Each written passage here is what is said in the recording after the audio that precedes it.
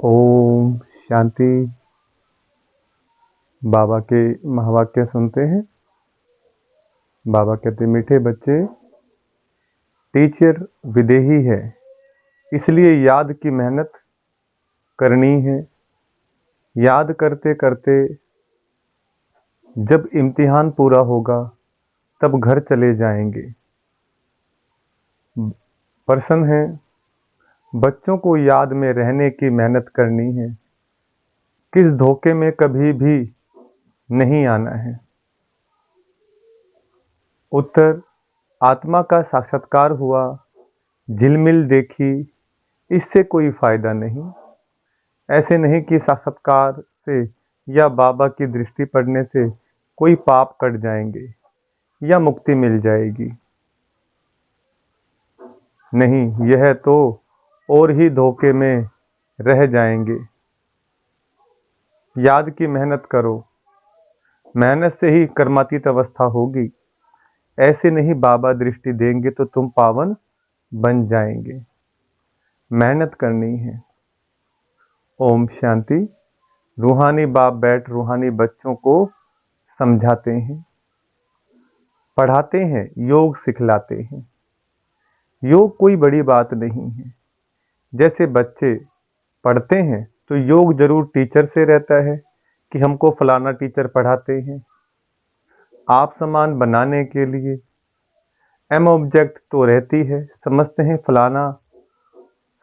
कि फलाना दर्जा पढ़ रहे हैं, उसमें टीचर को कहना नहीं है कि मेरे से योग लगाओ।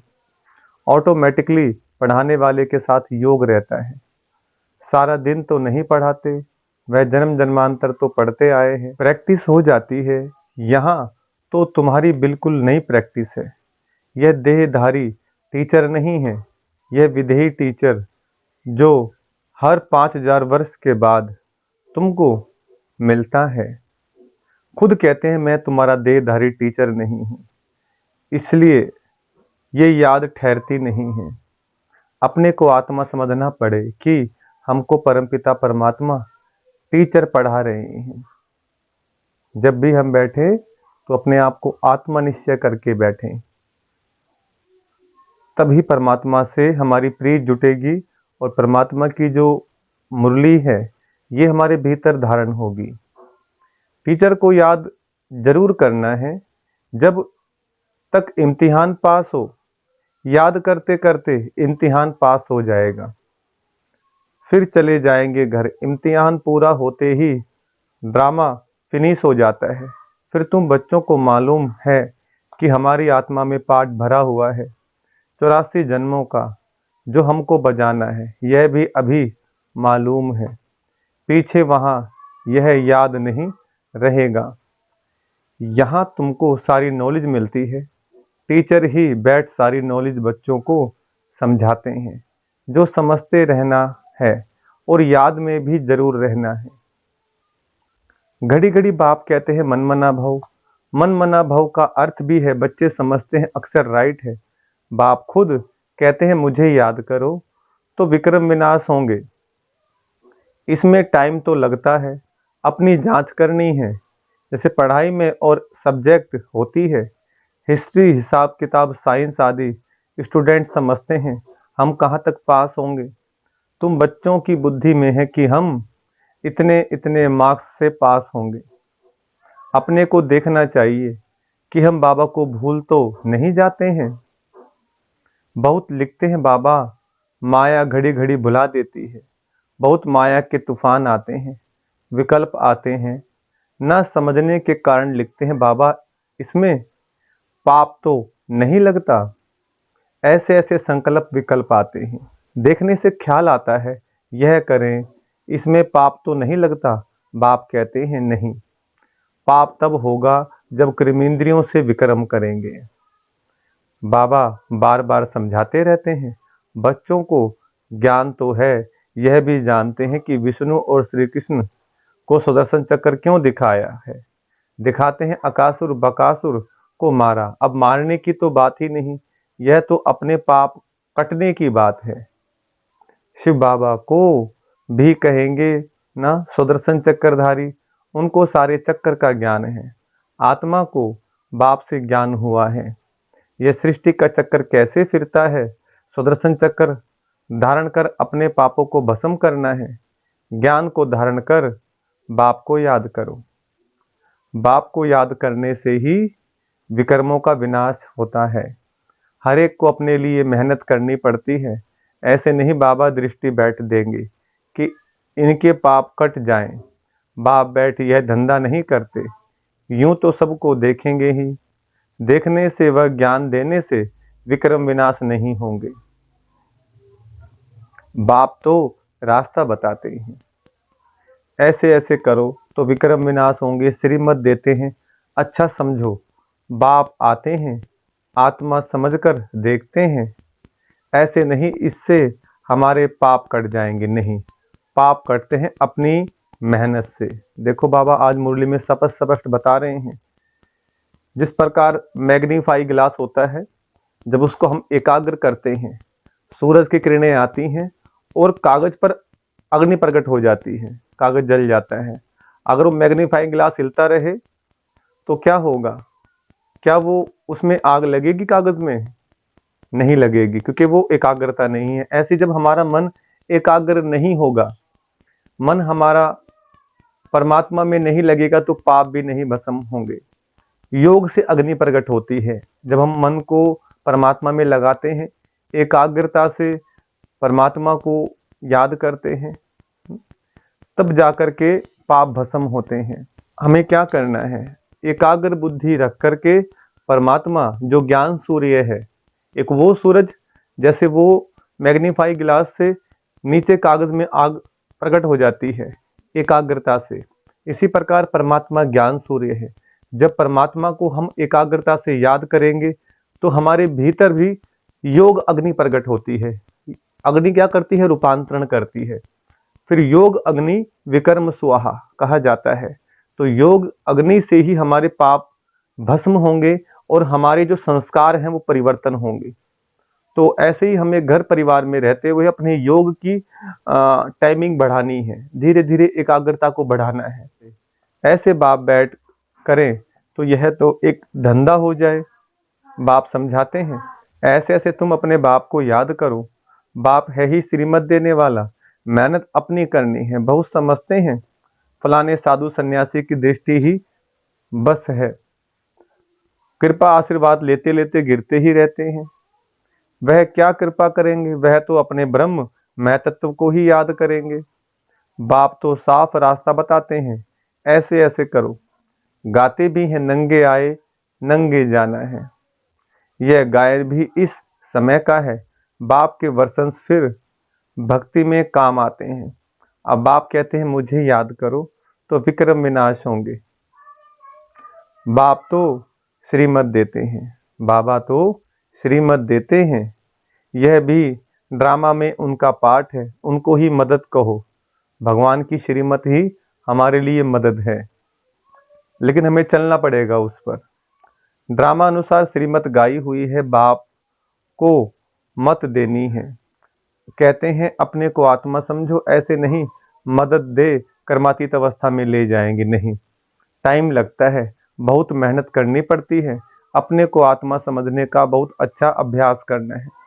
वास्तव में माताओं को टाइम बहुत मिलता है, पुरुषों को धंधे का फुरना रहता है। तुम बच्चों को बाप को याद करते करते लॉटरी लेनी है, ताकि सारी जंक कट निकल जाए। फील होता है फलाने अच्छे पुरुषार्थी हैं, चार्ट रखते हैं, जैसे भक्ति में 2-3 घंटे भी बैठ जाते हैं। वानप्रस्थी गुरु आदि बहुत करते हैं, परंतु उनको भी इतना याद नहीं करते जितना देवताओं को याद करते हैं। वास्तव में देवताओं को याद करना नहीं होता है, ना देवताएं कभी सिखलाते हैं, देवताएं कभी सिखलाते भी नहीं हैं। तुम बच्चों के लिए कोई नई बात नहीं है और न लाखों वर्ष की कोई बात है। बाप तो आते ही तब है जब स्थापना और विनाश का कार्य होता है। बच्चे जानते हैं यह विनाश तो कल्प कल्प होता है, कल्प पहले भी हुआ था। तुम लिखते भी रहते हो, 1000 वर्ष पहले भी यह हुआ था। बाप अपने साथ मिलने का जो रास्ता बताते हैं, यह कोई नई बात नहीं है। बाप कहते हैं, कलप कलप आकर रास्ता बताता हूँ। तुम बच्चों को यह पता है कि यह हमारे राज्य की स्थापना हो रही है। जिन देवताओं की पूजा करते हैं उनका राज्य फिर स्थापन हो रहा है। 5000 वर्ष का चक्कर है जो फिरता ही रहता है। मनुष्य वायरे हो जाते हैं, माया की मत पर सब चल रहे हैं। रावण को क्यों जलाते हैं? अर्थ कुछ नहीं जानते। तुम्हारा नाम ही है सुदर्शन चक्रधारी। एम ऑब्जेक्ट यह खड़ी है। जो बाबा में ज्ञान है वह आत्मा को दिया है। जब ड्रामा का चक्कर पूरा होता है तब ही बाप आकर नॉलेज देते हैं। बाप ही आकर यह कर्म सिखलाते हैं। फिर माम मार्ग में जाने से ही रात शुरू हो जाती है। फिर हम नीचे उतरते ही आते हैं। सतयुग माने सवेरा, त्रेता युग माने दोपहर, द्वापर युग माने संध्या, तो कलयुग माने रात्रि। रात्रि और सवेरे के बीच में है अमृत वेला, ब्रह्म मुहूर्त, जो अभी चल रहा है, जिसको संगम युग कहा जाता है। तो बाबा कहते हैं अब तुम बच्चे जागे हो। बाबा कहते हैं फिर वाम मार्ग में जाने से ही रात शुरू हो जाती है। फिर हम नीचे उतरते ही आते हैं। सुख कम होता जाता है। तुम्हारी बुद्धि में ज्यों का त्यों सारा चक्र है, जैसे बाप की बुद्धि में है। बाकी तुमको पावन बनने के लिए मेहनत करनी पड़ती है। बुलाते भी इसलिए हैं कि बाबा हम पतितों को आकर पावन बनाओ। फिर नॉलेज भी चाहिए, मनुष्य से देवता बनना है। बाप आते हैं बच्चों को राजयोग सिखलाने, दूसरे कोई को सिखाने आएगा भी नहीं। पतित पावन बाप को बुलाते हैं, बाबा हमको आकर पावन बनाओ। अब तुम पुण्य आत्मा बन रहे हो। वर्ल्ड की हिस्ट्री ज्योग्राफी फिर रिपीट हो रही है। कितनी गुह्य बातें हैं। मनुष्य ना आत्मा को ना परमात्मा को जानते हैं। आत्मा जो है जैसी है, जैसा उनका पार्ट है, वह भी बाप ही बतलाते हैं। वंडर है छोटी आत्मा में क्या क्या पार्ट भरा हुआ है। सुनते ही रोमांच खड़े हो जाते हैं। कोई को आत्मा का साक्षात्कार होता है। आत्माओं की झिलमिल दिखाई देती है, परंतु उनसे फायदा ही क्या। यह तो योग लगाना है। मनुष्य समझते हैं साक्षात्कार हुआ, मुक्ति पाई, पाप भस्म हो गया। यह तो और ही धोखे में रह जाते हैं। बाप तो हर बात समझाते रहते हैं, कहते हैं तुमको गुह्य बातें सुनाता हूँ। तुम्हारी बुद्धि में सारे चक्र का ज्ञान है, बस बाबा को चक्र को याद करना है। टीचर को भी याद करना है, नॉलेज को भी याद करना है। याद करते करते ड्रामा अनुसार कर्मातीत अवस्था को पा लेंगे। जैसे नंगे आए वैसे ही जाना है। तुम देवी संस्कार ले जाते हो, वहां कोई नॉलेज नहीं। इसको कहा जाता है सहज याद। योग अक्सर से मनुष्य मूझ जाते हैं। वह हठ योगी सहज योग तो बाप ही सिखलाते हैं। योग का मतलब है याद करना, ये ध्यान रखेंगे आप। योग कोई बड़ा मुश्किल नहीं है। योग का मतलब लोगों ने गलत ही बता दिया है? कई लोग अलग अलग क्रियाएं करते हैं, आसन करते हैं, उनको योगा बोल देते हैं। तो वो योग नहीं, वो आसन क्रियाएं हैं। योग तो है आत्मा परमात्मा को याद करे। योग का सहज वर्ड है याद। इसको कहा जाता है सहज याद। योग अक्सर से मनुष्य मूंझ जाते हैं। वह हठ योगी सहज योग तो बाप सिखलाते हैं। आगे सुनते थे। गीता के भगवान ने सहज योग सिखाया था, परंतु उनको जानते नहीं। 100% मिसअंडरस्टैंड कर दी, जिससे मनुष्य पतित बन पड़े हैं। अनेक मतें हैं। जो गृहस्थ व्यवहार में रहते हैं उन्हों के लिए ही यह गीता शास्त्र है। तुम हो प्रवृत्ति मार्ग वाले। पहले तुमको पवित्र प्रवृत्ति मार्ग था। प्रवृत्ति मार्ग माना जो घर गृहस्थ में रह करके साधना तपस्या करके पवित्र बनते हैं। लेकिन अभी क्या हो गया, अपवित्र गृहस्थ आश्रम हो गया। पहले गृहस्थ आश्रम था, क्योंकि नियम मर्यादाएं में रहते थे, नियम मर्यादाओं के अंदर। अब कोई नियम मर्यादा ना खाने की, ना सोने की, ना उठने की, ना पहनने ओढ़ने की, कोई मर्यादा नहीं रही। अब अमर्यादित हो गए।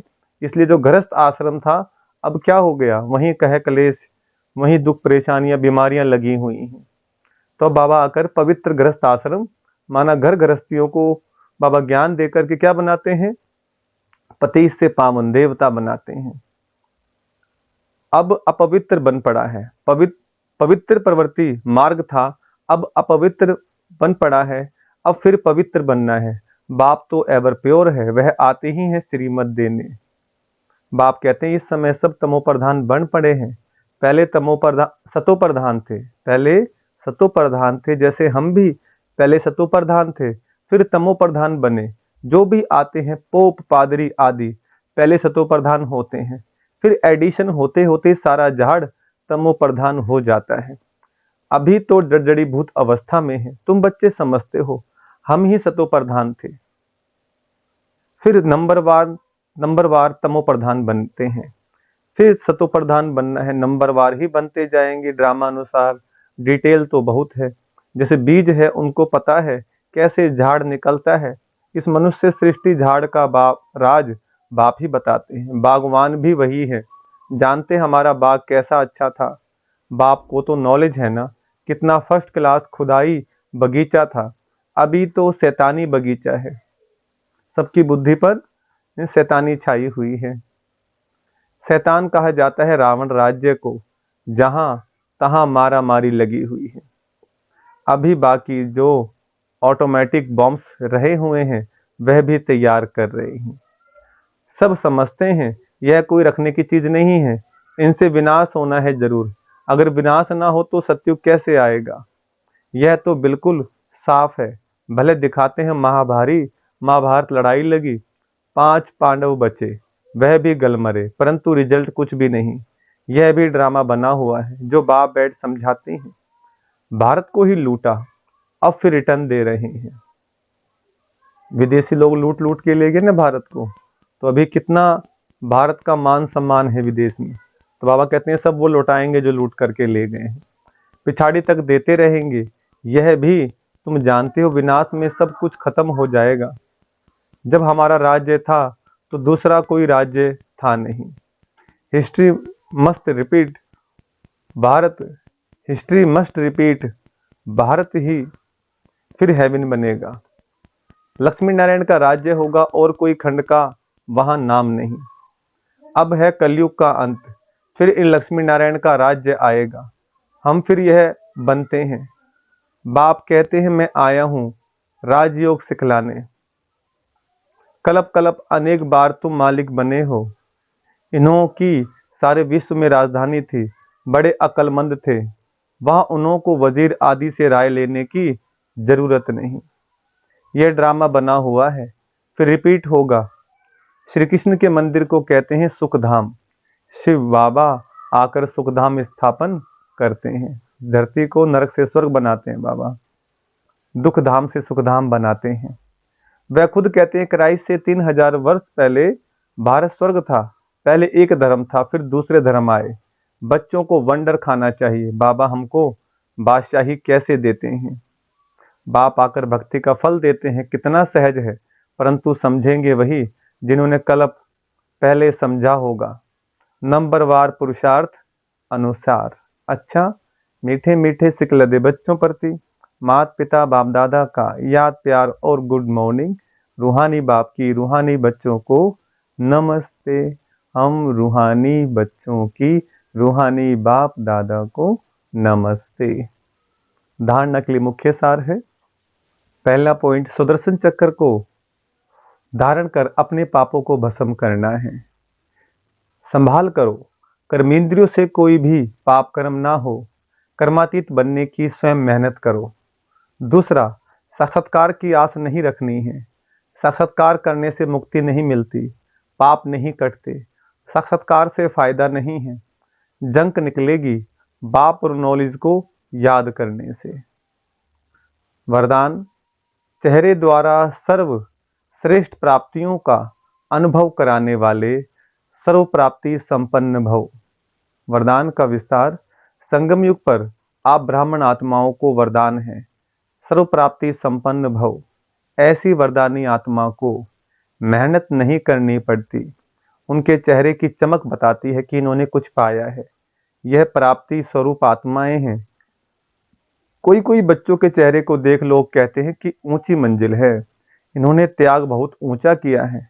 त्याग दिखाई देता है लेकिन भाग्य नहीं। जब सर्व प्राप्तियों के नशे में रहे अपना भाग्य दिखाओ तो सहज आकर्षित होकर आएंगे। स्लोगन, जहां उमंग, उत्साह और एक मत का संगठन है, वहां सफलता समाई हुई है। अच्छा, ओम शांति।